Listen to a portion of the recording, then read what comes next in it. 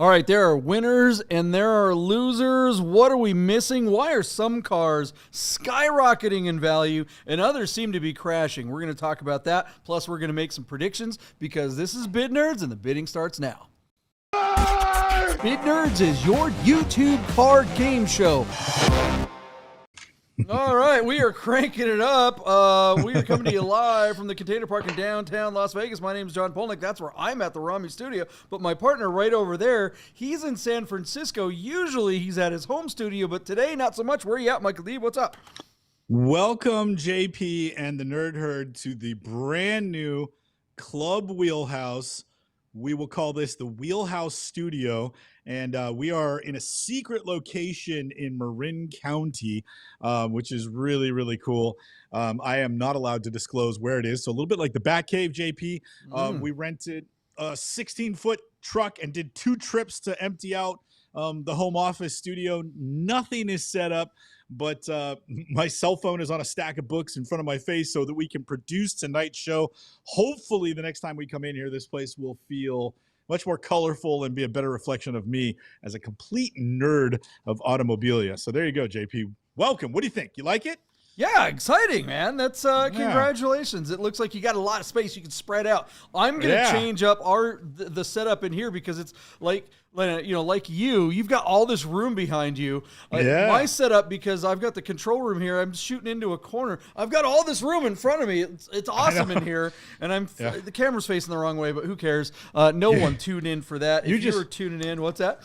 You just need to flip your microphone. I need to sit on the other side of the desk and turn everything around. Yeah, but then my back's to the window and it's, whatever, who cares? Anyways, guys, welcome to Bid Nerds. What we do here on this channel is we find the most interesting cars from all the automotive enthusiast auction sites like Bring a Trailer, Cars and Bids, and P-Car Market. We analyze those interesting listings, and then we make predictions. We always start off every episode by reconciling the predictions from the previous episode, so we actually hold ourselves accountable to our nonsense predictions sometimes. But we are going to get to that. But first, I did want to mention, this is something that we have recently announced here on Bid Nerds. We, yours truly, and my partner right there, Michael Deeb, we are here to help you sell your car on Bring a Trailer and Cars and Bids or P-Car Market or whichever platform makes the most sense. And we have a website. It's called bidnerds.biz. So visit that and reach out to us if you have a car that you think would do well on Bring a Trailer. We can help you with all the assets. We can help you get the car listed and interacting with all the community, all the fun stuff that goes along, even shipping and all that kind of fun stuff. Deeb, you're chomping at the bit. What's up, man?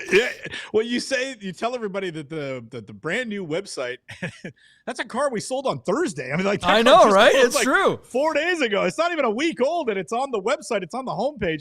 JP, can you click the About Us? It's not on the homepage. It's on the Happy Endings page. Happy Endings. Of course, our first happy ending. Yeah, it's a happy ending for every auction. That's our motto. You wanted to see what was it? The About Us page? Yeah. Okay. Look at those handsome guys. Look at that, how professional we look. No hats. Louise. No hats. That's what that is. Oh, camera ready. Look at those Isn't guys. that what they call the younger, the younger couple eggheads. Western guys, the no hats? I don't know, whatever. That's a whole genre of bad Western music. Okay, guys, let's get to it.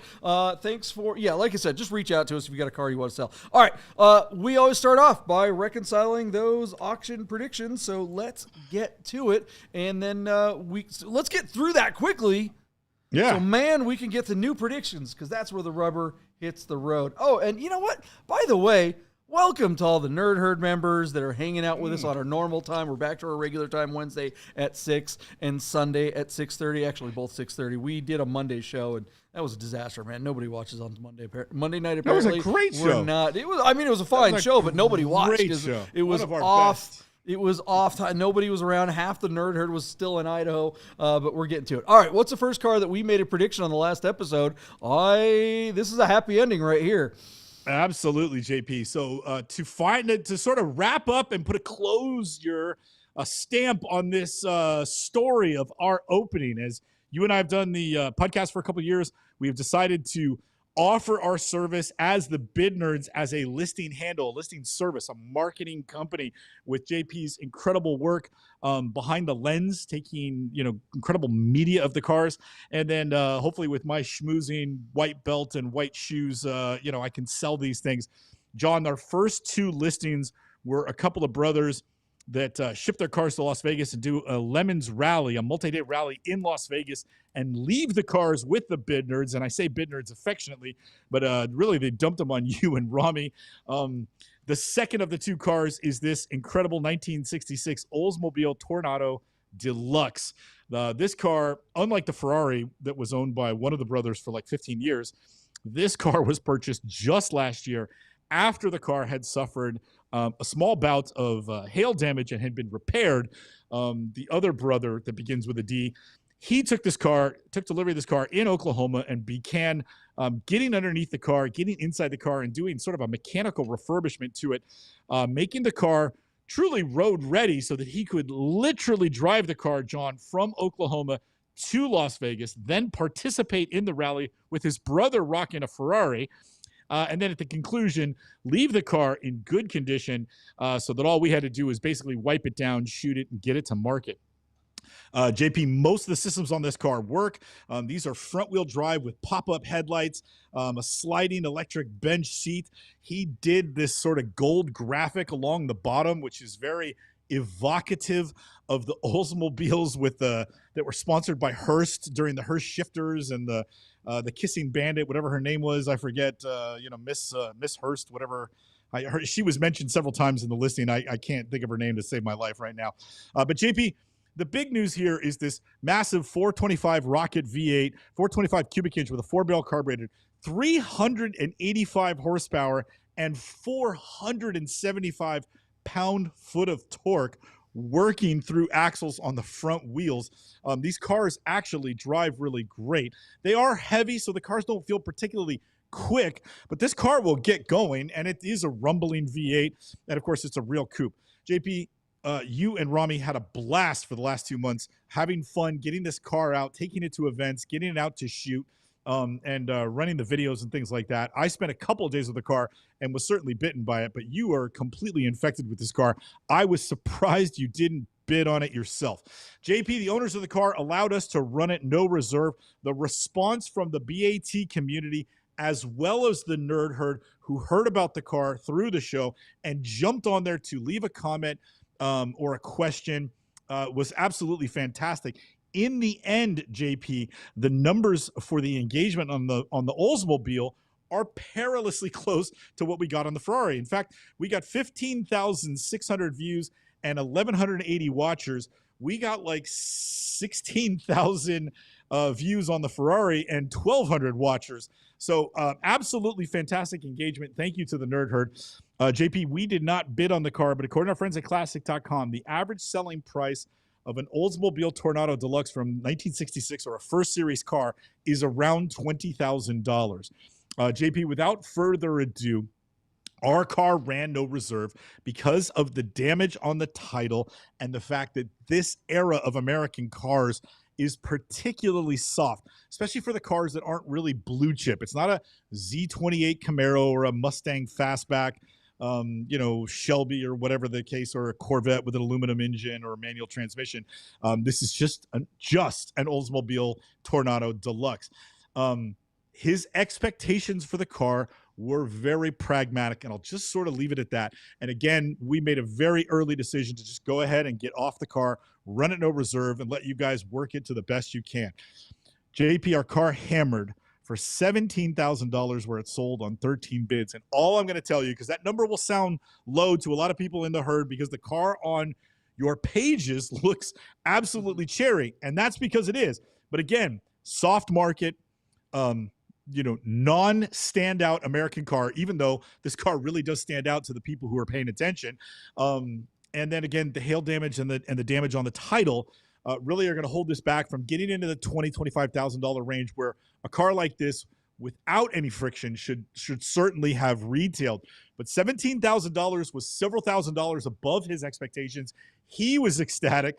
You and I are ecstatic because we sold our second car. And a big shout out to Mental and the brothers for trusting us with the vehicles. Thank you guys for being so patient. And like I said, allowing us to, like especially JP to really do his mojo. I mean, look at these shots. Oldsmobile couldn't dream of capturing the essence of this car in period in 1966, as well as JP did on one wintry, snowy afternoon out at Red Rock with his buddies in tow, and he's got to bark at everybody what to do and just get through this so we can be home in time for dinner. John did that on a whim, and it's way better than anything else Oldsmobile ever used to launch this car in real time back in period. John, interesting story that I started to break into you, and then we'll get right off this car and into the other ones. The owner, the winning bidder of this car, I'm literally, the auction ends, and of course I'm talking to a few friends who are like, hey, congratulations, way to go, what's going on, blah, blah. I'm on the phone, and I'm getting a phone call from overseas, and I have to tell who I'm talking to. Say, hey, I gotta get a call. I'm like, it's a call from Japan. And I pick up the phone. Is this Michael Deeb? Yeah. Hi, I just won the Oldsmobile. I'm like, what? Like, the winning bidder lives in Japan, about an hour outside of Tokyo. He could not have been more gracious and more excited or more enthusiastic to have won the car, and is planning to import the car to Japan in short order. So JP, we are preparing, as you know, some of the paperwork and the wire transfer, and we'll execute on this. And he will have a company that will operate in America. Will come and pick up the car from you when you're ready. And that car is going to go presumably to Los Angeles, get into a container, and on its way across the Pacific, where it will find its home in Japan. I promise you, JP, I have this guy's cell phone number, and he's super easy to talk to. We will get photographs when this car comes out of the off the container and into his driveway. We will get pictures of this car in Japan for the brothers. This is going to be really exciting. I could not have imagined a more wild story. Isn't that crazy? Yeah, that sounds like a trip to Japan for the bid nerds is what that sounds like to me. Wow, congratulations to this buyer. He is gonna freaking win the car scene there.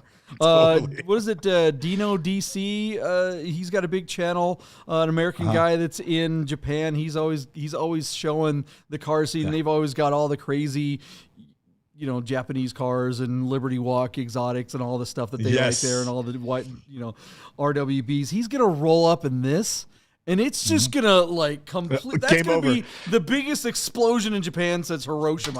It's just gonna be he is gonna roll in and firebomb Tokyo again. It's crazy. Flip up those headlights, and everybody's gonna take pictures in front of his car. Cool, JP. Man. When you and Rami and Lee did a lap with the G and the Dino, I stood idle in the parking lot at Red Rock for that particular lap, and I sat because it was literally snowing outside. I sat in the Oldsmobile in the parking lot at the hiking point at Red Rock, and 2 busloads of folks from Singapore got out, and they ran over the Oldsmobile, and I had to get out of the car because so many people were taking my pictures sitting in the car while I'm on my cell phone.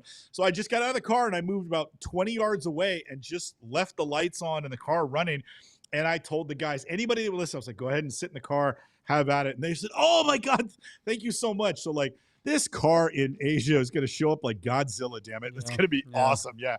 So Kazuma, congratulations. And to the D's, thank you for trusting us. What great stories these cars are having, I am, what an adventure. That car's living its best life. I am just, honestly, I just feel so lucky to have had this car come in our lives. I never even knew what a Toronado was. And, the fact that this car wound up being in our drive when we got the pleasure to drive it for a while and make it look so beautiful. Again, congrats to everyone involved. That was a joy to represent. What do you got, DB? He's chomping at the bit.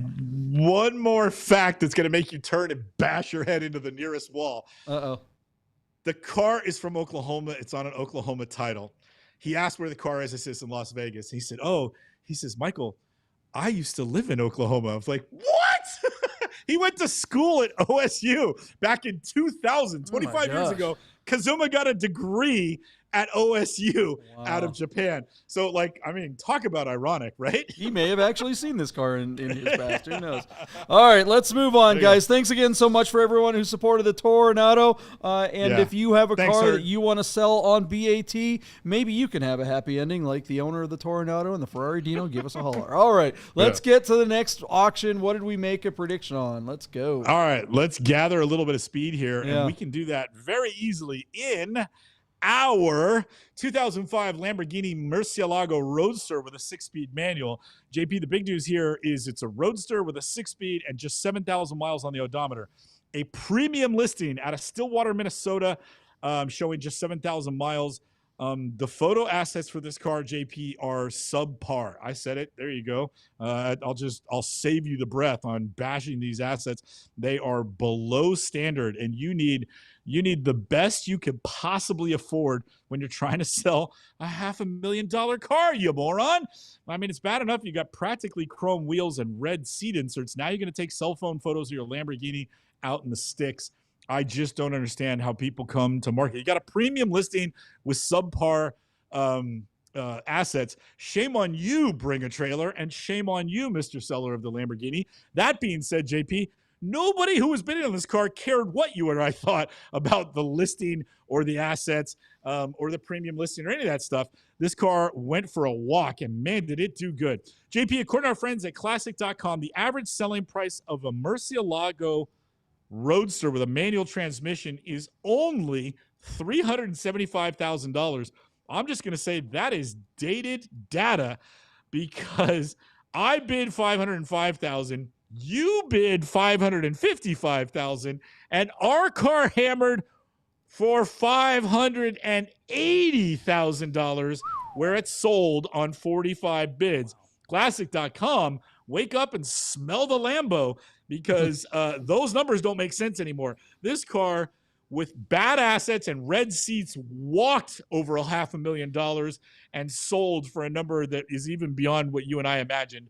I'm not surprised it's close to $600,000. Again, JP, you made a great juxtaposition against more contemporary Lamborghinis, none of which are available with a manual and chopped off roof like this. This is the superior ride, especially when you're showing such low odometer. So JP, if you were surprised at all by this result, what was it?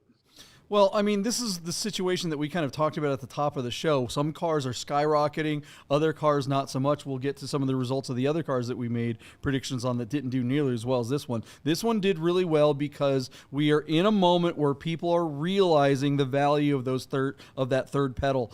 We talked about, or I mentioned on the last episode, I think it makes sense to mention it again, that the Porsche Carrera GT is worth more than the Porsche 918. And that's because the CGT will kill you. It's got 3 pedals, and it's got that heart, that soul that might be a demon, but that's what people want when they're spending these big dollars. This is the kind of car SVJs right now are worth somewhere in that $700,000 or $800,000.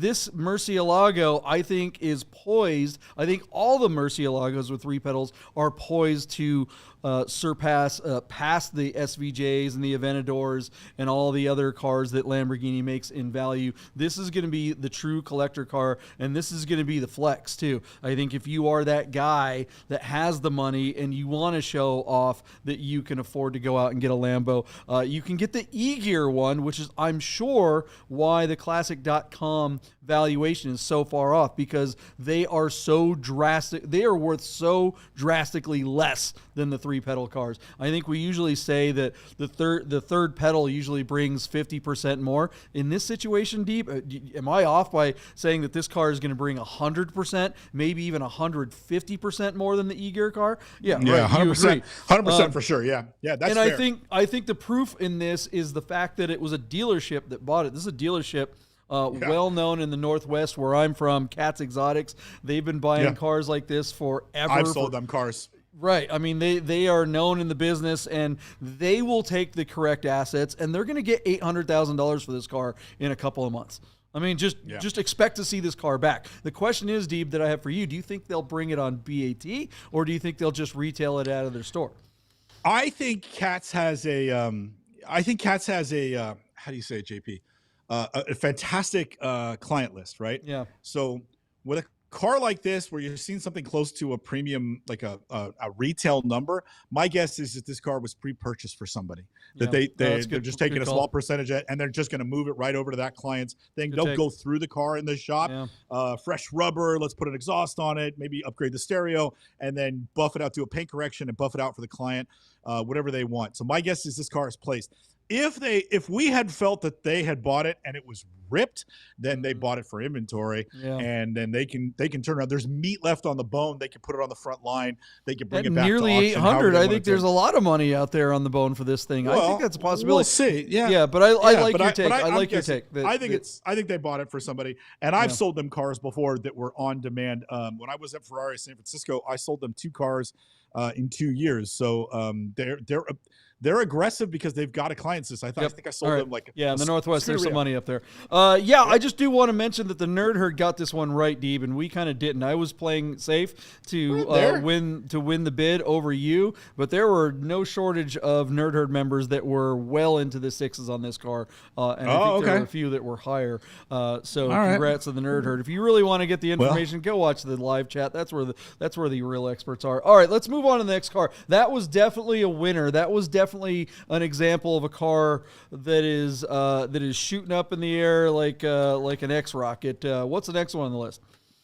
All right, JP, let's check back at that really fantastic, wild 1974 Porsche 911 Targa that has been treated to a wide-body kit. And then the motor, they put a 3.2 that they pumped up to 3.4 liter inside this car. So, JP, this car's got a lot going on. There's a lot to unpack with this listing. But that wild car right there, that car's got some power. I'd bet, JP, with a built 3.4, it's putting down 300 horsepower and is safely on the near side of 3,000 pounds. Showing just 9,000 miles and listed by our friends at WAB out of Newberry Park, California. This car is just spectacular looking. IROC bumpers, contemporary, massive, looks like they're 17 or 18-inch wheels, an IROC wing, and then a pretty basic interior. I don't like the steering wheel, but, that's easy enough to change. JP, how do you predict with a car that has so much unique fabricated, sort of like it's so bespoke to somebody's taste, how do you predict where a car like this is going to sell? Well, John, you just come to the bid nerds because we're geniuses, right? According to our friends at Classic.com, a 74 Targa is just a $43,000 conversation. A basic Targa, not an S. John, looking at the motor and the stuff around the car, I predicted, because I'm so smart, that this car would go to $90,000. You took a more safe tack. Your bid was considerably under mine at $79,911. JP, I wound up being accidentally very close on this one. Our car hammered for $92,000 where it's sold on 55 bids. So I did come close to a Yahtzee, but JP, you and I know we were closing our eyes and throwing darts in a crowded bar. We just got lucky and didn't kill somebody with that bid. Again, this is something I will confess that I learned from you, that doesn't matter what the car looks like, if the mill that is behind that driver is of significance, something that you can't just go out and produce. Like, even if you wanted that motor, you'd have to take you a year to get one from your favorite shop. It might take you a year to get them to start one for you at your favorite shop. So to have a built 3.4 and the rest of the Targa just sort of being there, you can change the wheels, you can change the steering wheel, you can change the bumpers and the wing, and you've got a smog exempt car. The value is there. I know you took a conservative tack, but when you see the result, I think that car was still well bought. Would you agree with that, even though it's like 12 grand over your bid or 11 grand over your bid? What do you think? You come around on this one? It is funny that you went so high on this one, because I'm always the guy that's like going, when I see this is kind of a pearl clutcher, right? This is kind of my jam. This to me, it's not at all stock. It's not at all like any if you're the president of the PCA, like Anthony Vieira, he's gonna be like, oh my god, the rocker panels. You pointed out actually that those were 996 rocker panels. They're totally wrong, right? But and the wheels and all the little things, but like, I'm always the one. That's always me that's pounding on the table going, what's wrong with you guys? Those are easy fixes, right? These wheels actually belong on my LS3, 911 wide body. But anyways, this car really is a cool car, and I'm glad that we are in agreement that is the engine that sells. That's what made this car go so high. Again, I let the nerd herd kind of steer me on this one, and there were a lot of pearl clutchers in the audience that were just like, I mean, people were shitting on this car in the nerd herd. You guys got it wrong. Usually you guys help us, but holy crap did you guys get this one wrong. And my partner, Michael Deeb, got it right. What the hell's going on in the world on a crazy weirdo 911? So yeah, maybe that was it. He knew he was getting to the new space. So congrats to the seller. I don't know. Honestly, to me, this bodes well to the next car that we're going to have come up on Bid Nerds as a Bid Nerd sale. It's going to be my personal slant nose Kremer style wide body 82 SC with an LS3 swap and a G50 transmission. That is a total pearl clutcher. That's going to make people go, ooh. But if people are spending 90 something grand on something like this, I'm feeling pretty good. But I could be wrong. All right, let's move on to the next car so we can get to some predictions. Let's do this last one pretty quick. Let's not spend a lot of time on this. 2004 Rolls-Royce Phantom with a V12. Car has about 49,000 miles on it. Is listed on Cars and Bids on a clean California title, while the car is actually located in Boca Raton, Florida. JP, these cars were over $325,000 at MSRP, and they, with less than 50,000 miles, don't even bring a quarter of that today.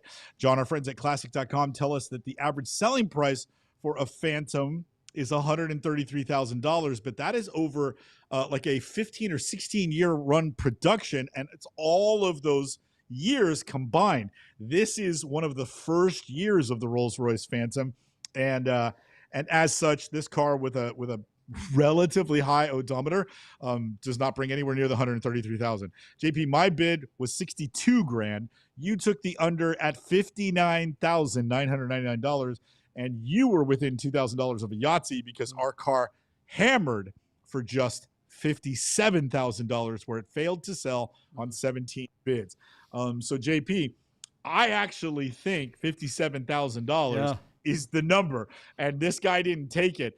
Buddy, not selling the car, you're in for a rude awakening, because now you won't be able to get $57,000 for this car, especially if you try to go to another platform like Bring a Trailer. Maybe P-Card Market could get you closer to 60, but that's a lot of headache to try and do that. You should have taken the 57 and just moved on. JP, you argue with that? At 57 grand, what the hell was this guy's expectation? Did he really think? I mean, at 57 grand, did Cars and Bids really give this idiot a $65,000 reserve? I mean, this seller should have taken the money. I mean, yes, he probably could have gotten a couple more bucks on a better platform, but this is an example of why Cars and Bids needs to get their act together. They have new ownership, supposedly, that's trying to change everything, but they haven't changed it yet because stuff like this is happening. This is a fail, not on the seller's point, but on Cars and Bids. Cars and Bids, this is a good example of where Cars and Bids really could have had a win here, because they clearly had an audience for this car. The fact that they got 57 for this is actually pretty impressive, right? Yeah, if they had gone to their seller and said, hey, look, man, you want that $65,000 reserve? We'll give you the $65,000 reserve, but you're going to have to show us that you mean it by going out and producing assets that we can get $65,000 for. Your cell phone photos aren't going to cut it. So I think that we're in a situation where some of these platforms need to leverage their sellers when they have unreasonable expectations. It's like, okay, seller comes in, they want too much money for a car, fine. Use that as leverage to get them to make assets that will actually make that happen. And tell them, no, sorry, we're not letting you on the platform unless you do. And if you don't know someone that can produce the assets, here's the photographers, call the Bid Nerds, whatever.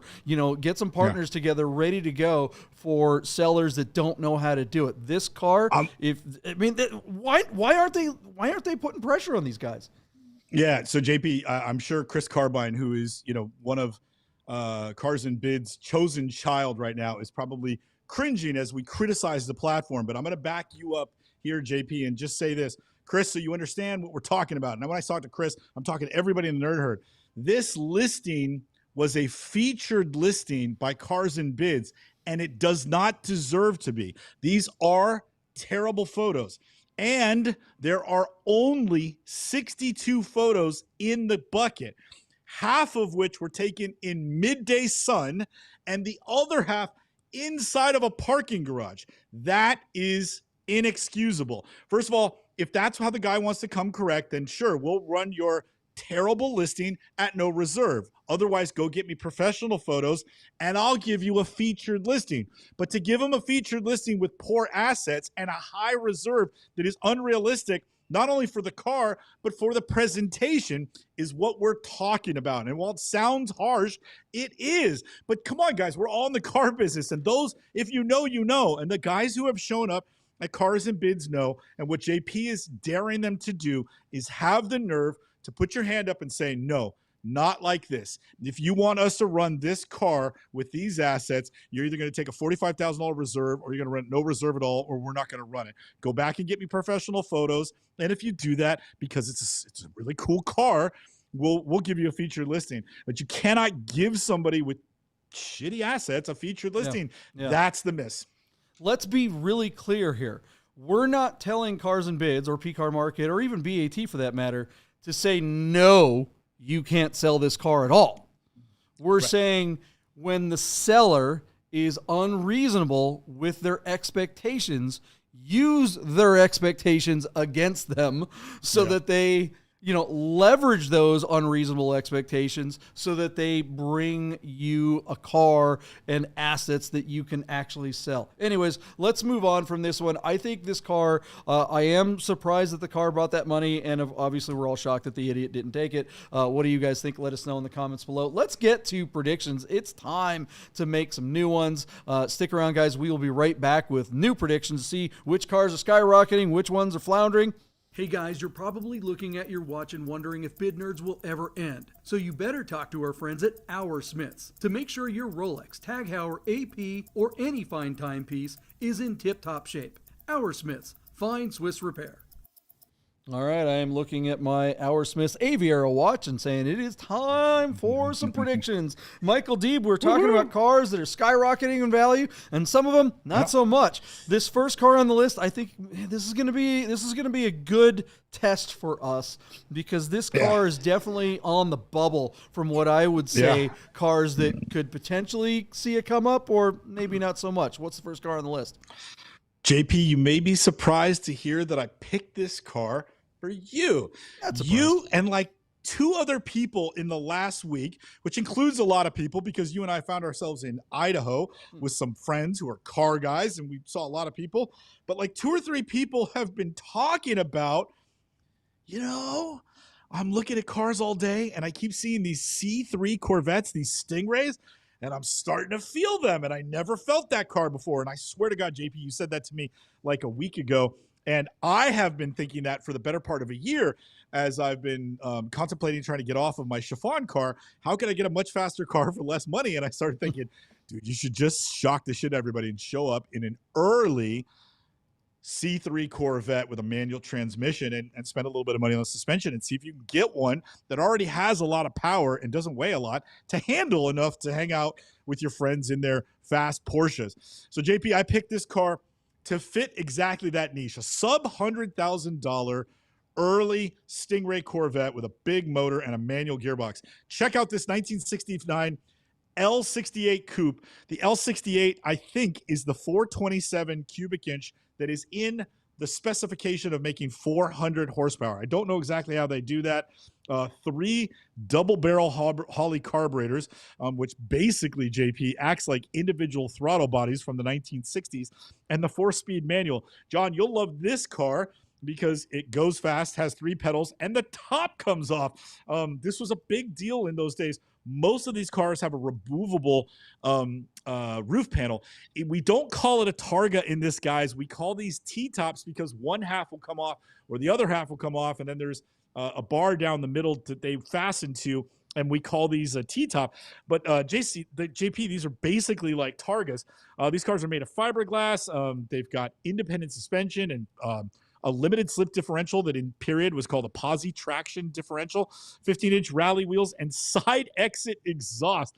And how period correct is this gold on beige colorway? I'm totally digging it. This is the bad guy in Rockford Files. If you know, you know. Close ratio 4-speed. JP, this car ticks so many fun boxes, and I imagine it's a handling kit away from being a really cool driver. JP, do they make a hub for Chevrolets that would allow me to mount a prototipo on this thing? Let's get after it, man. I am so down for this car.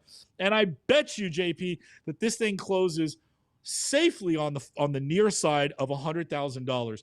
Now, this generation of Corvette came with 1 million different motors, and each of those motors had 2 or 3 different specifications of, how should we call it?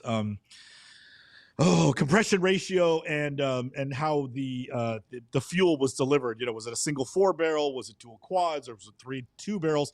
And each one made different horsepower. So I don't speak Corvette. I don't know them very well. I know that this lump is an iron block.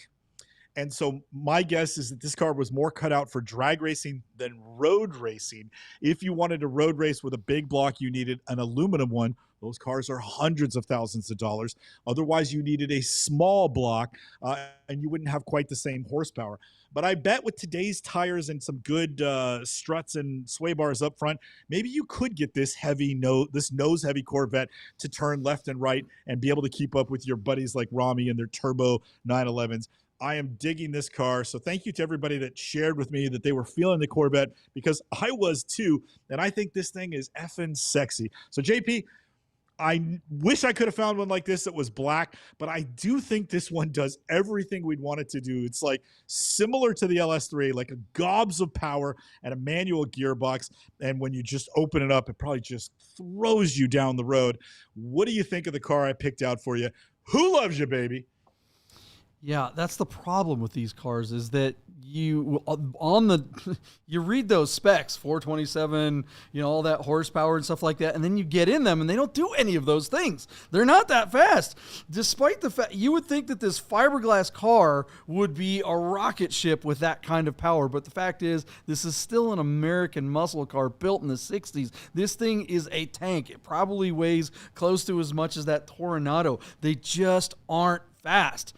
And I've seen resto mod ones that can be pretty fast. And granted, I haven't driven, I don't know if I've driven a 427 to 69. And, you're right. The nomenclature on these, when we start talking, Porsche 911s, an SC versus a mid-year versus, the early cars, the later cars, G50 transmissions, obviously that is a whole vocabulary that we understand, but I'm with you. I do not know the differences between all of these Corvettes. So maybe the folks in the nerd herds can help us out. But my experience with every C3 that I've ever driven, and I've driven dozens of them, not hundreds like I've driven in 911s, maybe even thousands, but every C3 I've ever gotten into, I've been woefully disappointed. Now, it's been a while, and I kind of want to get in one and try one again, but looking at this car, I really am digging it. Maybe it's just because I'm coming off that Toronado and I'm just getting nostalgic for 60s, General Motors stuff.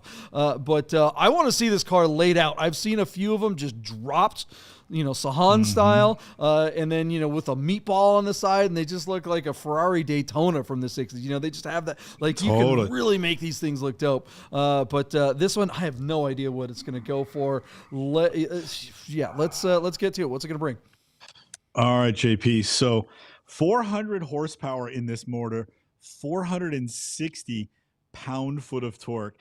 And JP, you're right. The car is not light. It weighs about 3,200 pounds, which is more than you would expect for a fiberglass small coupe to weigh. So, and on top of that, the nerd herd is kind of reminding us that the way they did horsepower back there, and the old SAE gross horsepower style, when they're measuring at the crank with no accessories and all that kind of stuff. So that's why it's always like, wow, big horsepower, and you're like, wait, what? I mean, okay. So what's it gonna bring? I bet it sounds amazing, especially with a side X exhaust. JP, I still wouldn't kick this car out of bed for eating cookies. You know what I mean?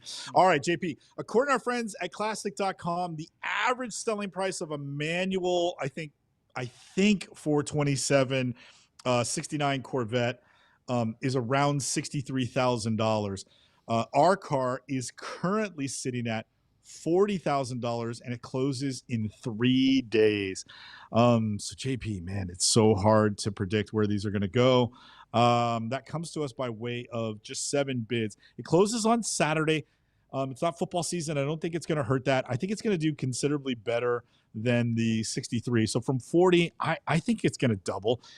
John, I don't know these cars really well. So when I guess in this instance, when we guess on Porsches, they're educated guesses. When you or I guess on American cars, or at least for me on the Corvette, this is truly a guess. I'm going to say $78,000. And because of how clean and how high spec the car is with the exhaust, the manual, the limited slip, and the big motor, I wouldn't be surprised if it got to 88 or close to 100. But everything I'm understanding, I think this car stays in the park. I don't think it's a home run. So 78 is my bid. And JP, as I said, total guess. Like, again, throwing darts in a bar. Where you at? Yeah, I just don't think the boomers are really the key market for these, and I just don't see them spending money right now. They're too kind of wound up in everything else that's going on.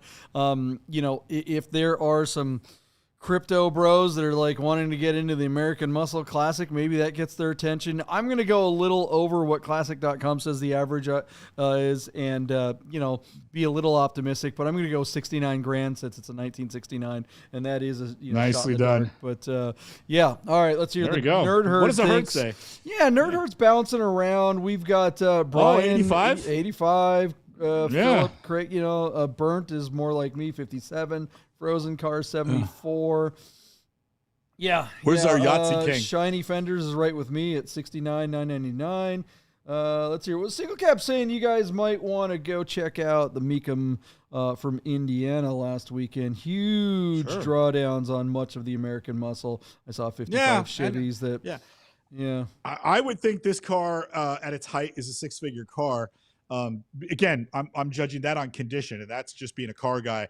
It looks really well done, and the assets are professionally handled. Yeah, but okay. One thing I want to mention to Single Cab, the Mecum's auction, like all those live auctions, especially Mecum's and Barrett Jackson. I mean, that is boomer central. And I know you guys think I'm knocking boomers, but I'm saying there is that generation is far more likely to be at a live auction than they are on an online auction. And something that we talked about, it was kind of go back and if you guys missed last week's episode, or not last week's, but Sunday's episode that we did on Monday, because we didn't do it at the normal time. The theme of that particular episode was, is the market coming back already because of everything that's going on in more traditional markets like the stock market and crypto markets? We believe, or at least I believe, that there is a latency when it comes to consumer confidence or buyer confidence or the perception of what the economy is actually doing. When the stock market dropped, a couple thousand points in a day a few weeks ago, that freaked a lot of people out, right? And the stock market came back almost completely within a week or two. And in the last week, it's back up even higher, and even crypto saw some records too, I think. So I think it takes a little while for the market to go, oh, I guess things are going to be okay. And the online auction markets are much more real time than the folks that go to actual in-person auctions. It's kind of like the actual stock market, the Dow Jones, right? It opens at 9 in the morning and closes at 5 o'clock, right? Whereas crypto goes all night. That's the thing about crypto is you go to bed thinking, oh, okay, look, I'm up 20%. You go to bed and you're down 40% when you wake up the next morning because the market is, there's never a stop in that market. I think the Mecum's auctions, those live auctions, I think the people that are paying attention, the people that are at those auctions just aren't paying attention to things, and the latency affects them the most. What do you guys think of that? Am I way off? Why are cars doing so poorly on Mecum's but not so much on BAT? Let's move on. What's the next car on the list? Michael Deep. And we got to move because we're long as per usual. We're blathering on. Yeah. All right, so I think Chris Carbine sent us this 2014 Porsche 911 Coupe with a 7-speed manual. This is just a base Carrera with a manual transmission. This is a 991.1, so it's still a normally aspirated car, a 3.4-liter flat six that is making around 350 horsepower and around 300 pound-foot of torque. This is just a really nice driving car, JP, and it's got just 55,000 miles on the odometer. The car is on a clean Texas title and listed in Houston, Texas. Again, presented here on Cars and Bids. So, JB, this is just a no-nonsense 991.1 base Carrera, all blacked out. This car, it's so funny when we were getting ready to the show, you're like, is this Chris Carbine's car? I'm like, no, we already covered that car. But it's mobbed out. It's all black, and it's very reminiscent of that car that Chris just sold the other day. But man, what a handsome car. What a great value in the normally aspirated thing. And I got a sneaky suspicion, JP, that whatever this car is picked up for, somebody can go put 20,000 miles on it over the next 3 or 4 years and probably sell it for more than they paid for it. Ask me why. Okay, I'll tell you. Is because it's the last generation of normally aspirated flat six motors that Stuttgart has produced outside of the GT cars. So I think this is a great little car, a great little value for somebody that they can go and enjoy carefree. And I'm going to say, JP, and there's no way to quantify that I'm wrong, so I'll just say that I'm right, that this is money in the bank. I think this car is there. And in a soft market, whatever this car gets purchased for, I think your money is parked very, very safely in this. Go out, have fun, enjoy it. And you're going to drive this car for free for as long as you own it. That's my prediction. JP, tell me I'm wrong. Well, I mean, look, one thing about the 991 base that a lot of people don't realize, when we switched from the 997s to the 991s, everybody knows that everybody loves the 997s. We won't shut up about how great the .2 997s are, and I apologize for that. But there really was a big, huge difference between the 997 and the 991, particularly in the base model. In the 991.1S, that was still a 3.8 liter, right? Whereas with this car, you got a 3.4 liter in the base. So the size of the engine went. This car is too big for that engine.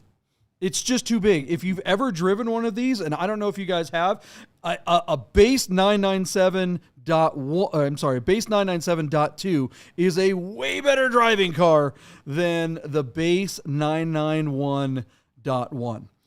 This car is underpowered.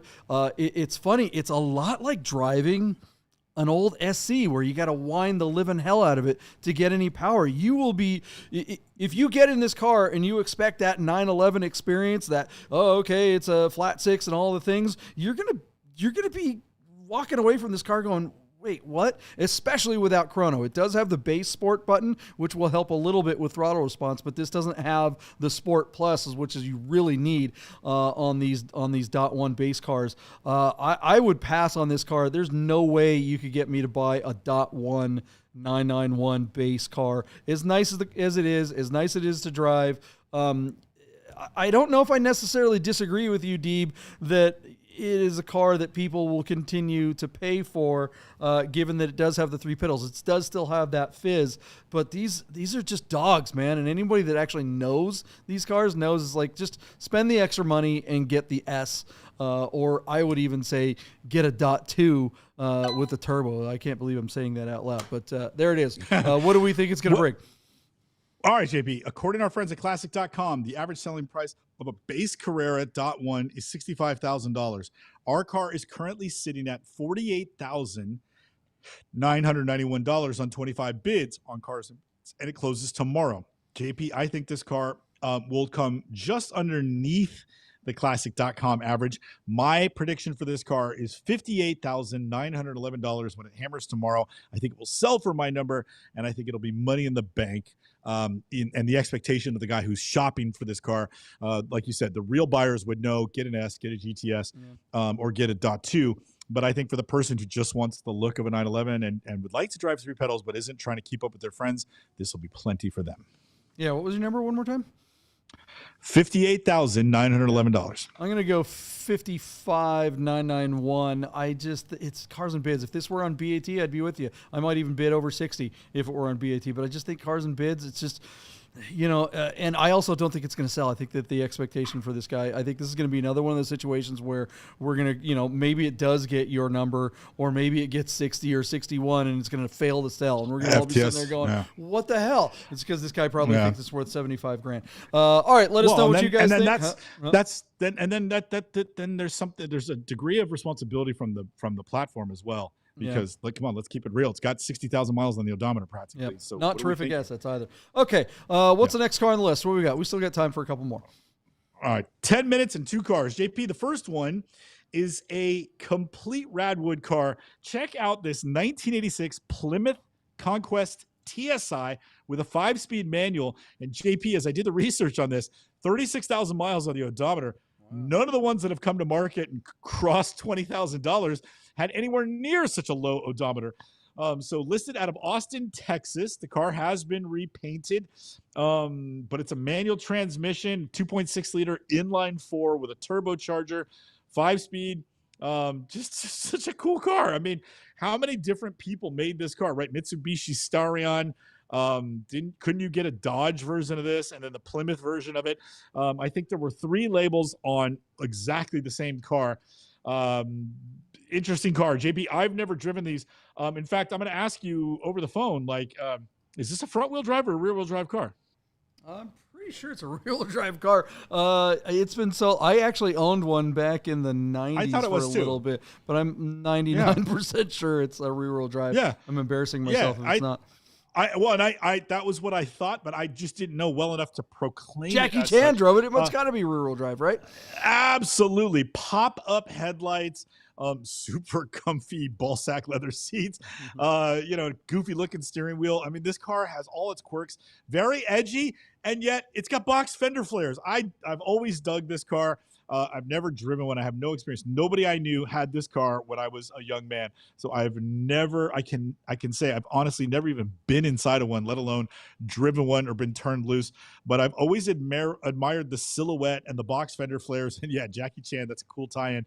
So JP, really quickly, any thoughts on the car before we jump into the numbers? Man, I just wish I had the opportunity to shoot this thing. This would be so much fun to represent this car. I would love to shoot it like we did the Toronado and the Ferrari out on Red Rock. This car deserves some love. This kid that's selling it, he's in all the photos. He's in the reflections and stuff like that. This isn't a terribly expensive car, but that doesn't mean that you can represent it this poorly. Vertical photos, and I mean, it's as ugly as this interior is, it's in terribly good shape. And look at the script on the seatbelts. How awesome is that?